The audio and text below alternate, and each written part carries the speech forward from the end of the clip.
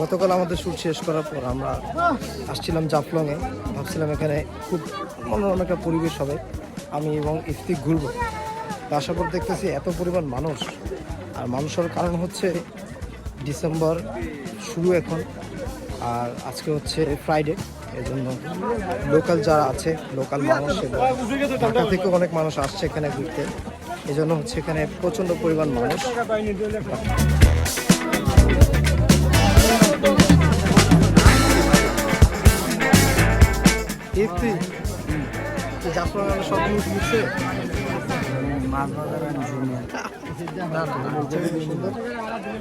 এখানে প্রচুর দোকান, এখানে সব ইন্ডিয়ান প্রোডাক্টগুলো বিক্রি করা হচ্ছে।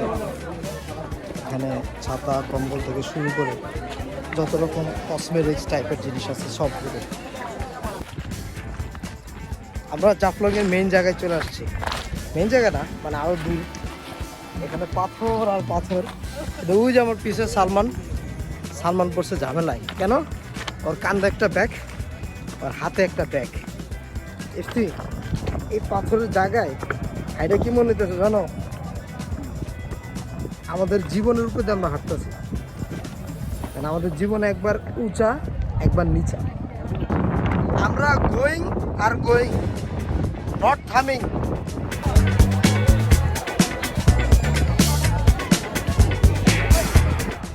আমার মনে হইতেছে আমি মাছ বাজারে আসছি, এত চিল্লাচিল্লি, এত মানুষ।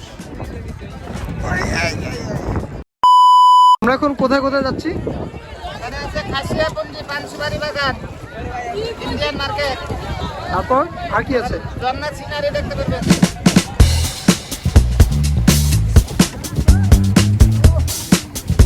এখন আমরা 3টা স্পট দেখতে যেতেছি, কি নাম বললো মনে নাই, জাস্ট একটা মনে আছে, ঝর্ণা।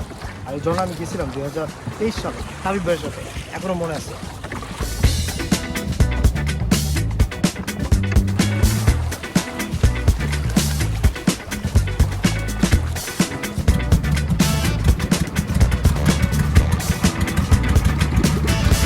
আজকে আমার সব থেকে বেশি দুঃখ লাগতেছে, ড্রোন নিয়ে আসছি কিন্তু ড্রোন ফ্লাই দিতে পারতেছে। অলরেডি একবার বিডিআরদের হাতে আমরা অ্যারেস্ট হয়েছি, তারপর ড্রোন ছাড়াই নিয়ে আসছি।